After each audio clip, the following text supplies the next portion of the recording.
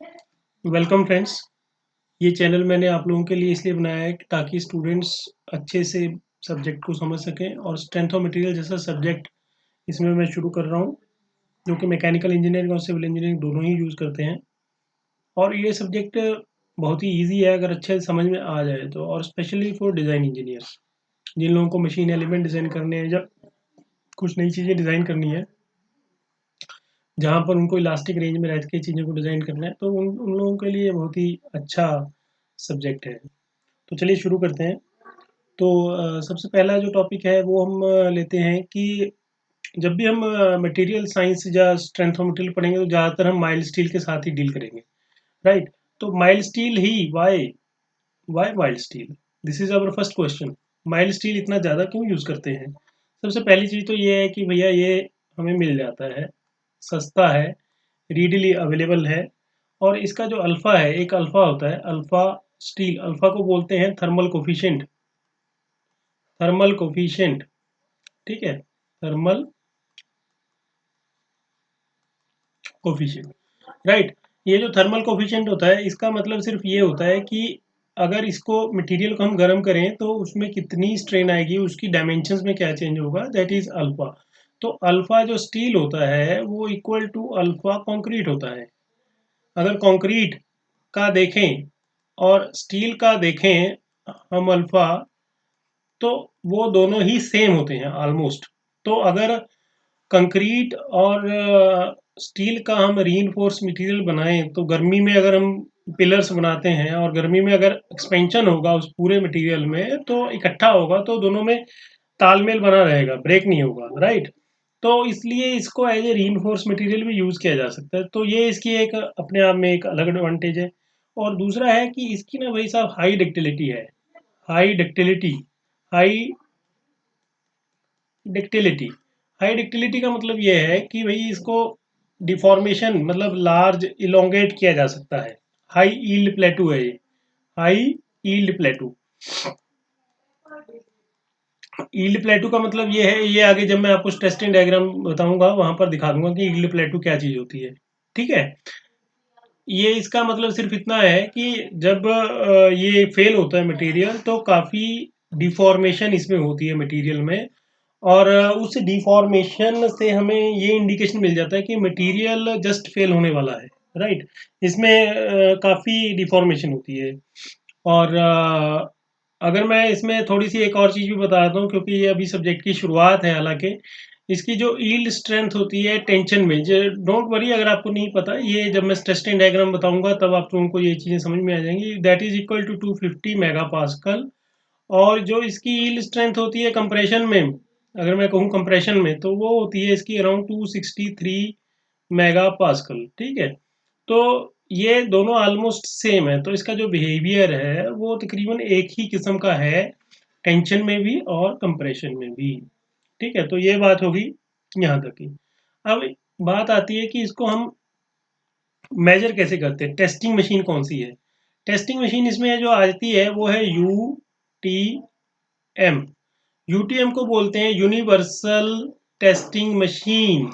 Universal testing machine. ये एक universal इसलिए कहा जाता है क्योंकि इस मशीन के ऊपर कई किस्म के टेस्ट हो जाते हैं। सबसे पहला टेस्ट इसके ऊपर हो जाता है टेंसाइल टेस्ट। टेंसाइल टेस्ट हो जाता है। दूसरा इसके ऊपर हो जाता है कंप्रेशन टेस्ट। कंप्रेशन टेस्ट भी इसके ऊपर किया जाता है। तीसरा उसके इस मशीन के ऊपर हो जाता है शीयर टेस्ट।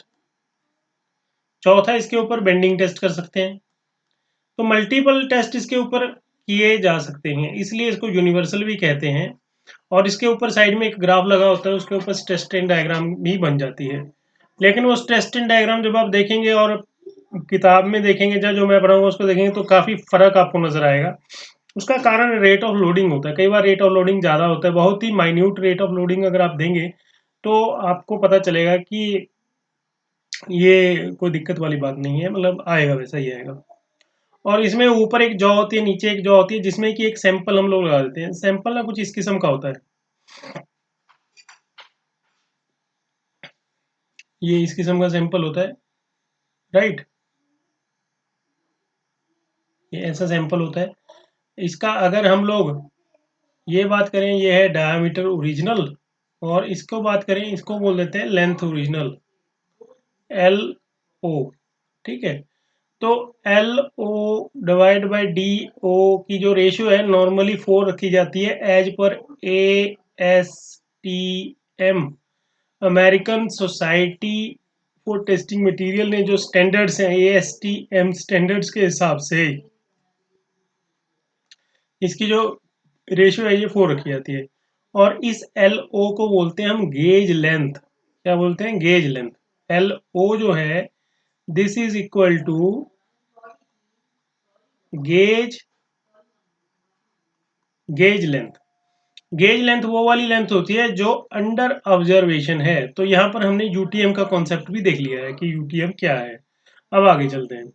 आगे अब हम बात करेंगे टाइप ऑफ लोडिंग। अब ये जो यूटीएम है इसके ऊपर जो लोडिंग कौन सी है, कितने किस्म की लोडिंग होती है, तो हम उस चीज के ऊपर बात करते हैं। Type of loading. Type of loading, loading कितने किस्म की होती है? नॉर्मली लोडिंग दो किस्म की होती है। एक होती है स्टैटिक लोडिंग, स्टैटिक लोडिंग, और दूसरी होती है dynamic loading, D Y, dynamic loading. ठीक है, जो स्टैटिक लोडिंग होती है उसको हम बोलते हैं gradually applied load, gradually applied load. और जो डायनामिक होती है उसको हम लोग बोलते, कई किस्म में आती है। एक होता है सडनली अप्लाइड लोड, और आगे होता है इसमें इम्पैक्ट लोड, इम्पैक्ट लोड। आगे होता है इसमें एक फ्लक्चुएटिंग लोड, फ्लक्चुएटिंग लोड। ये हम बाद में डिस्कस करेंगे स्ट्रेंथ ऑफ मटेरियल में, जब आगे वाले चैप्टर्स में हम लोग पहुंच जाएंगे। अभी हमारा जो मेन कंसर्न रहेगा ग्रेजुअली अप्लाई लोड के ऊपर रहेगा, क्योंकि जो यूटीएम मशीन जो कि हमने ऊपर पढ़ी है इसमें हम जो लोड अप्लाई करते हैं ये ग्रेजुअली अप्लाइड लोड है। ग्रेजुअली अप्लाइड मीन कि लोड जो है 0 टू मैक्सिमम लोड पी तक जाता है धीरे धीरे, मतलब ग्रेजुअली बढ़ाते हैं हम, जैसे 0 प्लस 0.01 प्लस 0.01 प्लस, ऐसे करते करते करते करते धीरे धीरे हम पी पे पहुंचते हैं। तो ग्रेजुअली हम मटेरियल के ऊपर ऑब्जर्व करते हैं कि मटेरियल में क्या चेंजेस आ रहे हैं। So this is type of loading. और आगे जो यूटीएम मशीन में हम स्ट्रेस स्ट्रेन डायग्राम बनाएंगे उसमें हमने जो टाइप ऑफ लोड अप्लाई किया है वो ग्रेजुअली अप्लाइड लोड है। ये मैं आपको ऊपर फिर सैंपल दिखा देता हूँ। ये जो सैंपल है, ये जो सैंपल आप देख रहे हैं, इसका एक ये वाला हिस्सा, इतना जो हिस्सा है, ये वाला हिस्सा, ये ऊपर अपर जा में फंस जाएगा, ये नीचे लोअर जा में फंस जाएगा। एक्चुअली ये वर्टिकली उसमें फिक्स होगा, और इधर से ऊपर की तरफ इसको प्रेशर किया जाएगा, इधर नीचे से प्रेशर किया जाएगा, और जो लोड होगा इनिशियली 0 होगा, 0 टू पी इधर बढ़ेगा, और 0 टू पी ही लोड इधर बढ़ेगा। तो ये जो मटेरियल है इसके ऊपर लोड के अंडर ये मटेरियल को अंडर स्ट्रेस लेके आया जाएगा। ठीक है, तो ये फंडामेंटल आपके क्लियर हो गए हैं कि यूटीएम क्या है और टाइप ऑफ लोडिंग हम कौन सी अप्लाई करने जा रहे हैं इसमें। राइट, अब बात करते हैं हम आगे की। आगे है आप लोगों को एक दो तीन चीजें मैं बता देता हूँ। सबसे पहले तो कॉन्सेप्ट ऑफ इलास्टिसिटी, क्योंकि हम प्रॉपर्टी ऑफ मटेरियल पढ़ रहे हैं। डक्टिलिटी का हम समझ चुके हैं कि डक्टिलिटी क्या है। डक्टिलिटी है कि मटेरियल अलाउ करता है डिफॉर्मेशन को, D U C, ductility, ductility को करते हैं कि मटेरियल लॉन्ग वायर्स में कन्वर्ट किया जा सकता है।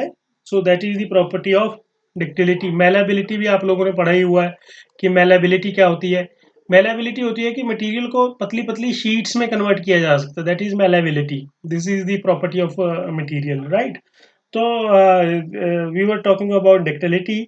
और एक इम्पॉर्टेंट प्रॉपर्टी आती है इलास्टिसिटी, ELASTICITY, इलास्टिसिटी। इलास्टिसिटी का मतलब ये है कि मटेरियल को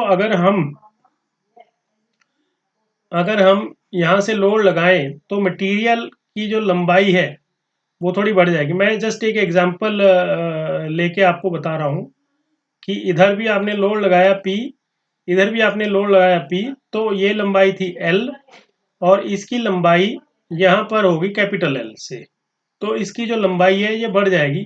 लेकिन ये लोड जो है P, it is with in elastic limit, with in elastic limit, elastic limit.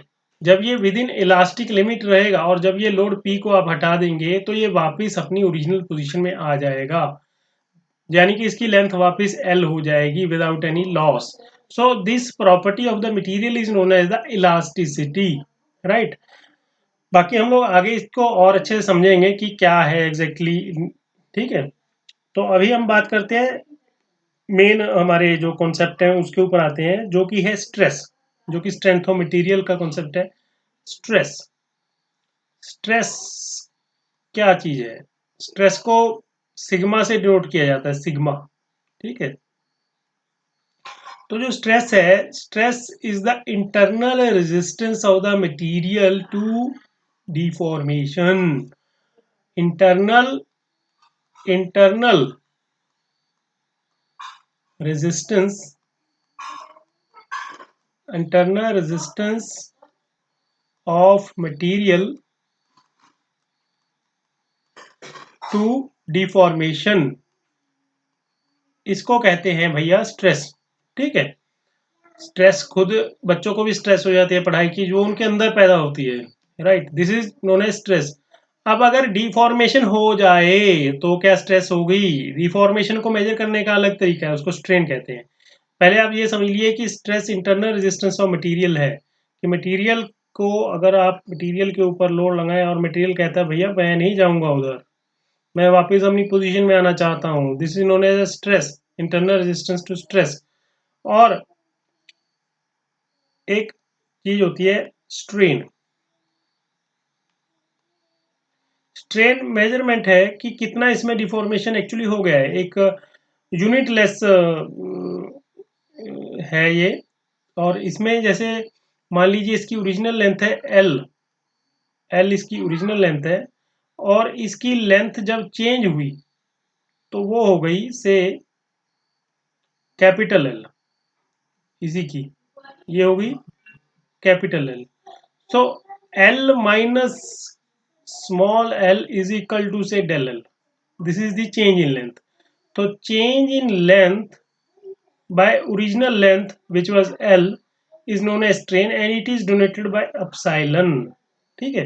तो ये बेसिक इसके कॉन्सेप्ट होंगे कि स्ट्रेस क्या है, स्ट्रेन क्या है, per unit length of the material कितना चेंज हुआ है लेंथ में, that particular quantity is known as the strain. अब अगर हम बात करें कि मटेरियल जो है, अभी हम ऐसा करते हैं कि स्ट्रेस स्ट्रेन डायग्राम को आगे डिस्कस कर लेते हैं कि स्ट्रेस स्ट्रेन डायग्राम क्या होती है। मैं मटेरियल जो है, जिस मटेरियल के लिए ये बना रहे हैं स्ट्रेस स्ट्रेन डायग्राम, वो मटेरियल का नाम है माइल्ड स्टील। माइल्ड स्टील, और माइल्ड स्टील क्या होता है? जिसकी carbon percentage is less than 0.3%, ठीक है, उसको बोलते हैं माइल्ड स्टील, ठीक है। अब माइल्ड स्टील में अगर हम मैं इसमें स्ट्रेस स्ट्रेन डायग्राम की ड्रॉ करूं, इस स्ट्रेस स्ट्रेन डायग्राम कैसी होगी माइल्ड स्टील की? वाई एक्सिस के ऊपर स्ट्रेस है और एक्स एक्सिस के ऊपर स्ट्रेन है। मैं इसकी ड्रॉ कर देता हूं। ये यहां तक अगर आप देखेंगे, ओहो मुझे मिटाना पड़ेगा थोड़ा सा, तो यहां से अगर आप देखेंगे देन यू विल फाइंड कि ये एक स्ट्रेट लाइन बनाना चाह रहा हूं मैं इसके ऊपर। ये एक स्ट्रेट लाइन है यहां से यहां तक, राइट। और इस स्ट्रेट लाइन यहां तक है मान लीजिए, और उसके बाद थोड़ी सी कर्व है ये वाला पॉइंट, और उसके बाद ये वाला पॉइंट आएगा, फिर ये वाला पॉइंट आएगा, फिर ये वाला पॉइंट आएगा, और फिर इस तरीके से आएगा और यहाँ पर जाके मटेरियल फेल हो जाएगा, राइट। तो यहाँ पर कई पॉइंट है, ये एक ये पॉइंट है, एक ये पॉइंट है, एक ये पॉइंट है, ये पॉइंट है, ये पॉइंट है, ये पॉइंट है, राइट। इन पॉइंट्स को मैं लिख देता हूँ A B C D E F and G, और इस पॉइंट को हम ले लेते हैं ओ, सेंटर जो नॉर्मली हम लोग लेते हैं, ठीक है। तो अगर मैं बात करूं ओ ए, तो ओ ए जो है ये एक स्ट्रेट लाइन है, ये ध्यान रखिएगा, ये एक स्ट्रेट लाइन है, स्ट्रेट लाइन, राइट।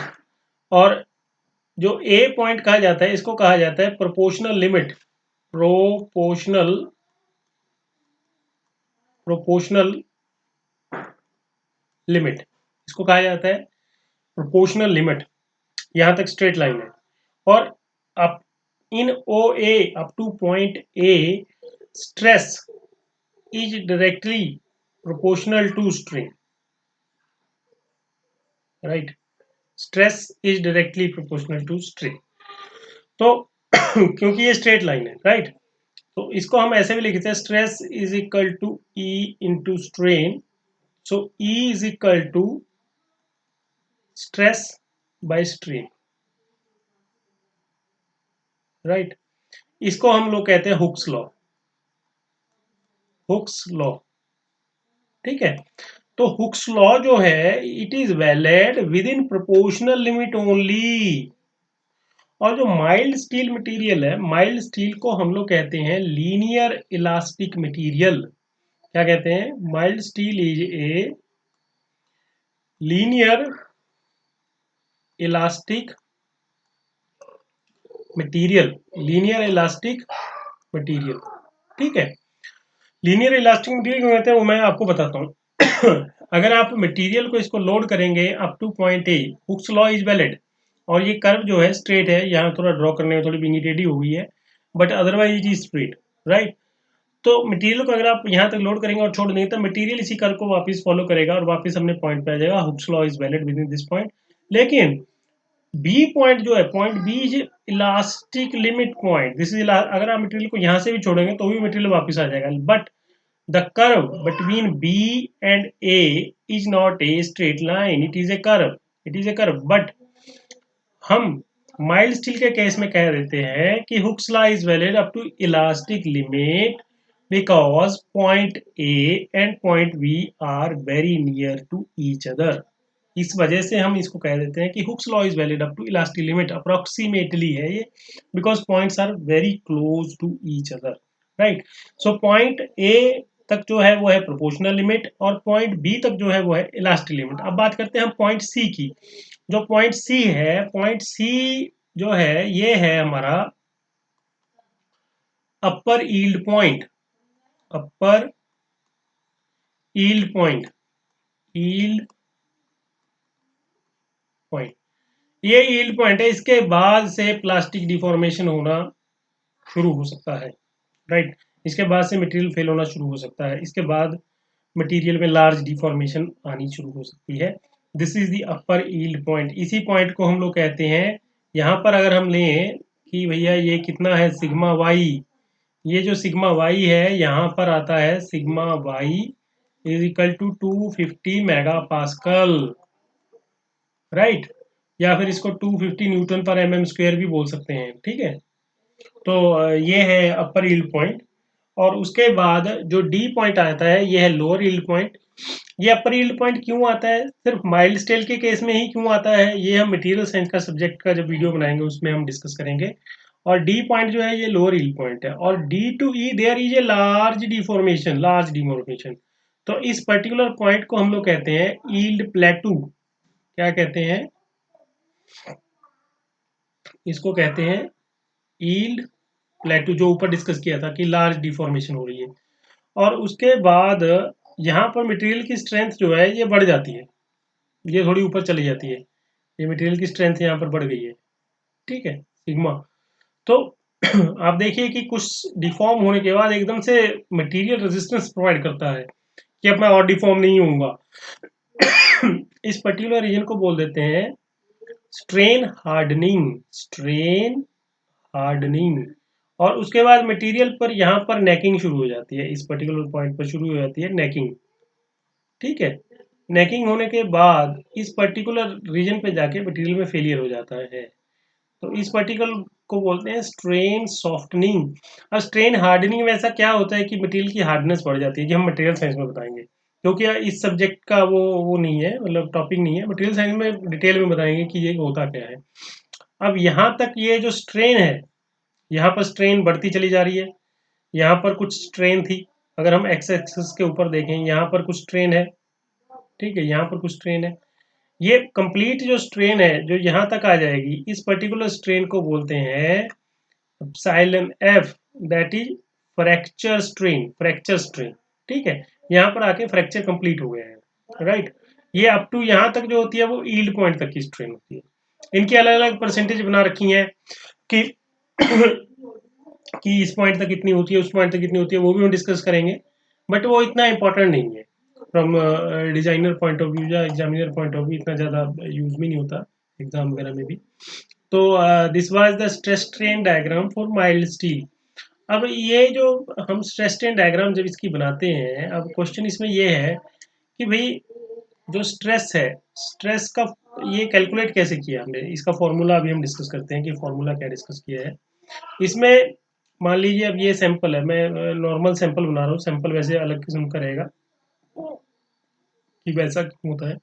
मैं एक सिंपल रॉड ले रहा हूँ, इसके एंड पॉइंट्स नहीं ले रहा जो कि जॉ के अंदर चले जाएंगे, राइट। तो ये मान लीजिए आपका एक सैंपल है, और यहाँ पर एक लोड लगा है P, और एक लोड इधर लगा है P, right. This is the loading, और ये है इसका क्रॉस सेक्शनल एरिया, ठीक है, ये इसका क्रॉस सेक्शनल एरिया है। तो ये इसकी लेंथ है, मान लीजिए लेंथ ओरिजिनल इसकी LO है, ठीक है, और ये इसका डायमीटर DO है, DO है, ठीक है। तो इसका अगर हम एरिया निकालें, area original is equal to π/4 into DO², ये इसका एरिया रहेगा। तो जो स्ट्रेस होती है, इसको मैं अभी से नामकरण प्रॉपर दे देता हूँ, इसको बोल देते हैं इंजीनियरिंग, इंजीनियरिंग स्ट्रेस, इसको इंजीनियरिंग स्ट्रेस बोलते हैं, ठीक है। इसको मैं रिप्रेजेंट सिग्मा ओ से ही कर देता हूँ इंजीनियरिंग स्ट्रेस को। It is equal to normal load, ये बड़ा इंपॉर्टेंट लाइन है, this load needs to be normal to the cross sectional area. इसका मैं आपको एग्जांपल बताऊंगा कि ये टर्मिनोलॉजी क्यों इंपॉर्टेंट है, ज्यादातर स्टूडेंट्स और बहुत सारे तो पढ़ाने वाले भी बहुत सारी मिस्टेक्स करते हैं। Normal load per unit original, original, this word is important, original cross sectional area, cross sectional area, ठीक है। This is known as load divide by area original. लेकिन सोचने वाली बात यह है कि जब हम इसके ऊपर लोड लगाएंगे तो इसकी लंबाई बढ़ेगी, ये पर्टिकुलर लंबाई जो है यहाँ तक हो जाएगी, इधर भी थोड़ी सी बढ़ जाएगी। तो अगर ये लंबाई में बढ़ेगा तो मटेरियल तो उतना ही है भाई, ये इसकी जो डायमेंशन है, डायमीटर है, ये कम हो जाएगा। तो कुल मिला के जो एरिया है, एरिया कम हो जाएगा और लंबाई बढ़ जाएगी, ठीक है। और अगर हम लोड का फार्मूला है तो एरिया ओरिजिनल, तो एरिया ओरिजिनल रहेगा ही नहीं, ये एरिया तो चेंज हो जाएगा, जो यहाँ पर एरिया ओरिजिनल दिखाई दे रहा है एरिया कम हो जाएगा। तो जो आपका डिनोमिनेटर है, तो आपका लोड बढ़ रहा है ऊपर, और आपका जो नीचे एरिया है वो कम हो रहा है, तो ओवरऑल स्ट्रेस एक्चुअल में आपकी लगातार बढ़ती ही चली जाएगी, धीरे धीरे ये यहाँ से टूट जाएगा, यहाँ बीच में नेकिंग आ जाएगी, और फिर ये मटेरियल यहाँ से क्रैक प्रोपोगेशन होकर ये मटेरियल टूट जाएगा। तो समझने वाली बात यह है कि एरिया तो आपका कम ही होता जा रहा है day continuously, so stress will increase. तो यहाँ से ये लगता है कि ये वाली जो स्ट्रेस स्ट्रेन डायग्राम है, ये ओरिजिनल स्ट्रेस स्ट्रेन डायग्राम नहीं है, ये इंजीनियरिंग स्ट्रेस स्ट्रेन डायग्राम है। एक्चुअल में अगर इसी स्ट्रेस स्ट्रेन डायग्राम को मैं देखूं कि इंजीनियरिंग स्ट्रेस स्ट्रेन डायग्राम क्या है, तो उसकी जो स्ट्रेस होगी वो तो यहाँ से यहाँ से यहाँ से यहाँ से यहाँ से यहाँ से बढ़ती चली जाएगी स्ट्रेस, क्योंकि एरिया कंटिन्यूसली कम हो रहा है और यहाँ पे आके फूट जाएगा। एरिया कंटिन्यू तो stress will be much more, actual जो इंजीनियरिंग स्ट्रेस की बात कर रहे हैं हम, इंजीनियरिंग स्ट्रेस की ये नीचे वाला ग्राफ है, और जो ऊपर स्ट्रेस आएगी उस पर्टिकुलर स्ट्रेस को हम कहते हैं ट्रू स्ट्रेस। तो उसके लिए टर्मिनोलॉजी जो है वो है ट्रू स्ट्रेस। ट्रू स्ट्रेस को हम लोग रिप्रेजेंट कर देते हैं सिग्मा टी से रिप्रेजेंट कर देते हैं। ये होगा आपका लोड, लोड तो वही है, बट इसमें एरिया जो होगा आपका वो एक्चुअल एरिया होगा। Area will be, it will be normal load, normal load divide by actual cross sectional area. ठीक है, तो this will be the true stress, actual stress जो मटेरियल में पैदा हो रही है। लेकिन ज्यादातर डिजाइनर पर्पस के लिए हम लोग इंजीनियरिंग स्ट्रेस को ही इस्तेमाल करते हैं, ट्रू स्ट्रेस को इस्तेमाल नहीं करते हैं। वाई?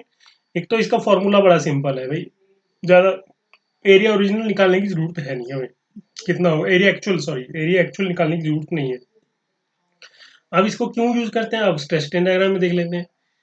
इससे हमें यह पता चलेगा कि जब तक यील्ड पॉइंट है या इलास्टिक लिमिट पॉइंट है, यहां तक जो डिफॉर्मेशन है मटेरियल में ये सेम है, ऑलमोस्ट ऑलमोस्ट सेम है। Epsilon true is almost same to epsilon engineering. तो जब ये दोनों सेम है तो up to yield point the deformation is almost same. So for design purposes, for design purpose, design purpose we can use engineering stress, engineering stress rather true stress। ठीक है, सो ये बहुत ही इंपॉर्टेंट क्वेश्चन है, interviews में बड़ा पूछा जाता है, कई बार स्टूडेंट्स को पता नहीं होता है कि ये क्या चीज़ है। और उसके बाद अब हम बात करते हैं कि स्ट्रेन क्या होती है। इसमें भी दो किस्म की स्ट्रेन है, एक है इंजीनियरिंग स्ट्रेन। इंजीनियरिंग स्ट्रेन के बारे में तो पहले ही बताता हूँ कि चेंज इन लेंथ, कितनी चेंज इन लेंथ हुई by original length, this is engineering strain. और अगर मैं बात करूं ट्रू स्ट्रेन की, कि ट्रू स्ट्रेन क्या है, उसमें भी चेंज इन लेंथ तो है ही है by actual length, actual length कितनी है, इस पर्टिकुलर चीज को कहते हैं ट्रू स्ट्रेन। तो हम लोगों ने चारों चीजें पढ़ ली हैं, इंजीनियरिंग स्ट्रेस क्या होती है, इंजीनियरिंग स्ट्रेन क्या होती है, ट्रू स्ट्रेस क्या होती है, ट्रू स्ट्रेन क्या होती है। और एक चीज और मैं आप लोगों को बताता हूँ इसमें ये जो ग्राफ है, ये ग्राफ है वाई और एक्स के बीच में। वाई एक्सेस के ऊपर है हमारा क्या कहते हैं स्ट्रेस, वाई एक्सेस के ऊपर हमारी स्ट्रेस है और एक्स एक्सिस के ऊपर हमारी स्ट्रेन है। तो ये जो ग्राफ है, नॉर्मली जब भी वाई एक्स का ग्राफ होता है मैथ्स में हम पढ़ते हैं Y is a function of X. यहाँ पर है sigma, sigma is a function of strain, right. ये बड़ा इंपॉर्टेंट कॉन्सेप्ट है, धीरे धीरे आप लोगों को समझ में आ जाएगा आगे जाके कि इसमें स्ट्रेस पैदा तब होगी जब स्ट्रेन होगी। ये नॉर्मली मतलब स्ट्रेन की वजह से स्ट्रेस होगा, अगर उसमें स्ट्रेन नहीं होगी तो स्ट्रेस नहीं होगा, राइट। इस तरीके की चीजें हैं आगे, ये आप मैथमेटिकली देख सकते हैं ग्राफ में क्या है। अच्छा, अब हम इंजीनियरिंग स्ट्रेस और ट्रू स्ट्रेस के बीच में रिलेशन निकाल लेते हैं। In plastic region, in plastic region, इसमें बड़ा ध्यान से समझिएगा कि ये मैं इन प्लास्टिक रीजन की बात क्यों करता हूँ। इन प्लास्टिक रीजन एक्चुअल में क्या है कि ये जो यील्ड प्लेटू है यहाँ से प्लास्टिक रीजन शुरू हो जाता है इसका, इसमें डिफॉर्मेशन परमानेंट शुरू हो जाती है। ठीक है, एक्चुअल में अगर स्ट्रेस स्ट्रेन डायग्राम देखा जाए, यहाँ तक का जो बी पॉइंट या सी पॉइंट तक का जो एरिया है ये है मशीन डिजाइन का एरिया, सी पॉइंट तक का। और सी पॉइंट के आगे का जो एरिया ये प्रोडक्शन का एरिया है। आप जब फैक्ट्रीज में जाएंगे ना, बहुत कहीं फैक्ट्रीज में बर्तन बन रहे होते हैं, कहीं बड़ी बड़ी चीजें बन रही होती हैं। मैं स्ट्रेस स्ट्रेन डायग्राम थोड़ी दोबारा से बना देता हूँ फॉर बेटर अंडरस्टैंडिंग।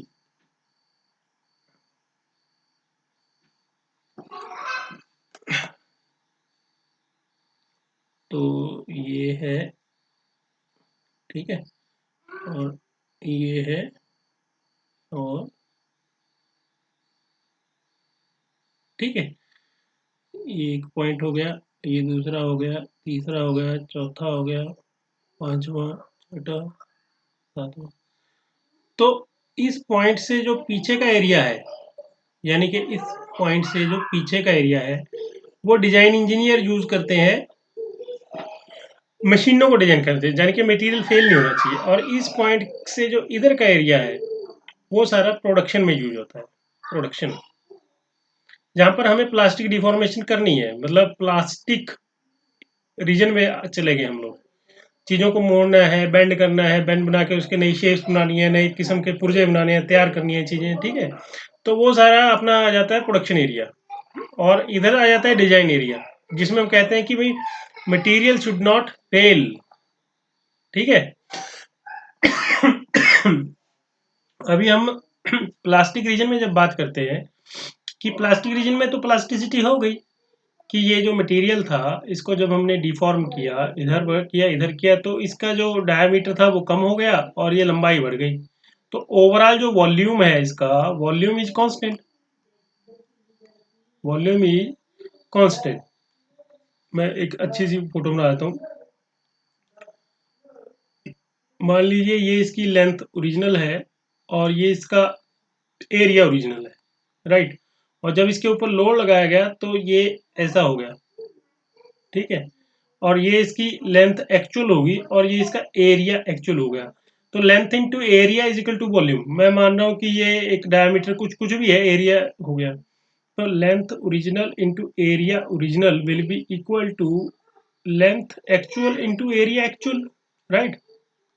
एरिया को हम ऐसे ले लेते हैं, जो लेंथ ये बड़ी है लेंथ, ये लेंथ ओरिजिनल जितनी भी थी, जो कि ये थी, ये वाली लेंथ प्लस इसमें जो चेंज इन लेंथ आया है, चेंज इन लेंथ, तो ये इतनी, इस तरीके से हम इस चीज को लिख सकते हैं। तो एरिया एक्चुअल को हम ऐसे भी कैलकुलेट कर सकते हैं, L O by A O by L naught plus del L. अब इसमें से एल नॉट को हम कॉमन निकाल लेते हैं, तो ये आ जाएगा हमारा A nought 1 plus change in length by original length. ये आ गया फॉर्मूला। अब change in length by original length होती है engineering strain. So A original 1 plus engineering strain is equal to actual area. तो हम लोगों ने कुल मिला के यहाँ पर एक्चुअल एरिया निकाल लिया है। अभी हम अगर बात करें ट्रू स्ट्रेस की, true stress is equal to load, normal load divide by actual area. Actual area की जगह हम लोग ये वाली वैल्यू पुटअप कर देते हैं, ये वाली। तो यहाँ पर आ जाएगा ए नॉट डिवाइड बाय 1 प्लस है, तो ये इसको हम ऊपर कर सकते हैं, 1 प्लस एप्सिलॉन नॉट, ठीक है। तो इससे हमारी जो ट्रू स्ट्रेस है, it will come out as load by original area is equal to engineering stress. Engineering stress into 1 plus epsilon not.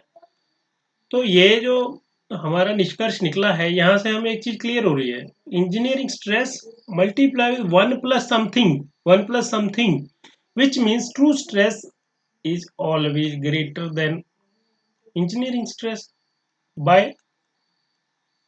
1 plus epsilon not. इतनी ज्यादा होगी, इसी से तो गुणा हो रहा है। But remember, this particular part is for tension, this particular part is for, this is true for tension only, tension. But for compression, for compression ये ध्यान रखिएगा, कंप्रेशन में ये चीज उल्टी है थोड़ी। वहां पर अगर आप निकालेंगे तो sigma T is equal to sigma E into 1 minus epsilon nought. यहाँ पर माइनस हो रहा है, यहाँ पर प्लस हो रहा है, ठीक है। तो माइनस हो रहा है, यानी कि 1 minus something means 0.98, 0.95, point something से मना। So here here sigma E is greater than sigma T. Sorry. तो ये आप लोगों को क्लियर हो गया है कि कंप्रेशन में थोड़ा फॉर्मूला चेंज हो जाता है। और दूसरा एक चीज और, कि जो प्रेशर है, प्रेशर को भी अगर हम बात करें, प्रेशर की फॉर्मूला भी यही होता है, न्यूटन पर एम स्क्वायर। और अगर हम स्ट्रेस की बात करें, स्ट्रेस का फॉर्मूला भी यही होता है, न्यूटन mm², ठीक है। तो दोनों के फॉर्मूले सेम है। तो what is the difference? Difference ये है कि ये प्रेशर है ये एक्सटर्नली अप्लाइड है, एक्सटर्नली अप्लाइड, राइट। और जो स्ट्रेस है it is the internal resistance, internal resistance, ठीक है।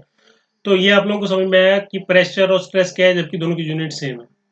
अब एक चीज और भी होती है, जब यूटीएम मशीन है, जब आप लोग एक्सपेरिमेंट कर रहे हैं, ये मैंने पॉइंट्स तो बहुत सारे बना दिए हैं, ये 1 2 3 4 5 6, लेकिन जब यूटीएम पे करते हैं ना तो ये ऐसे ऐसे ऐसे सी आ जाती है जी, ये अच्छी से दिखाई नहीं देती। तो ये जो रेट ऑफ लोडिंग होता है, ये बड़े ध्यान से देखिएगा, rate of loading, rate of loading, अगर रेट ऑफ लोडिंग ज़्यादा है तो ये पॉइंट्स आपको upper yield point, lower yield point, इस तरीके से ये आपको पॉइंट्स दिखाई नहीं देंगे उसमें, जो स्ट्रेस स्ट्रेन डायग्राम बनाएगी, क्योंकि रेट ऑफ लोडिंग की वजह से बड़े फास्ट मूवमेंट पे ये पॉइंट मूव कर जाते हैं, और जो पेन साइड में लगा रहता है पेन और ग्राफ, वहां पर ये चीजें आप लोगों को दिखाई नहीं पड़ती हैं कि क्या हो गया है, ठीक है। अभी अगर हम बात करें कि मटेरियल में, मटेरियल कई किस्म के होते हैं, जैसे linear elastic material, non linear elastic material, ठीक है। ये सारा हम नेक्स्ट वीडियो में डिस्कस करेंगे कि आगे लीनियर इलास्टिक मटेरियल क्या होते हैं, नॉन लीनियर इलास्टिक मटेरियल क्या होते हैं, और कार्बन परसेंटेज से क्या फर्क पड़ता है, कास्ट आयरन की और यंग्स मॉडुलस कास्ट आयरन का क्या है, या कास्ट आयरन के यील्ड स्ट्रेस क्या है। All these things will be discussed in the next video. अभी हम एक बार थोड़ा सा रिवाइज कर लेते हैं कि हम लोगों ने इस वीडियो में क्या क्या पढ़ा है। सबसे पहले तो हम लोगों ने पढ़ा कि माइल्ड स्टील क्यों यूज होता है। दूसरा हम लोगों ने पढ़ा कि यूनिवर्सल टेस्टिंग मशीन क्या है और इसके क्या उपयोग हैं।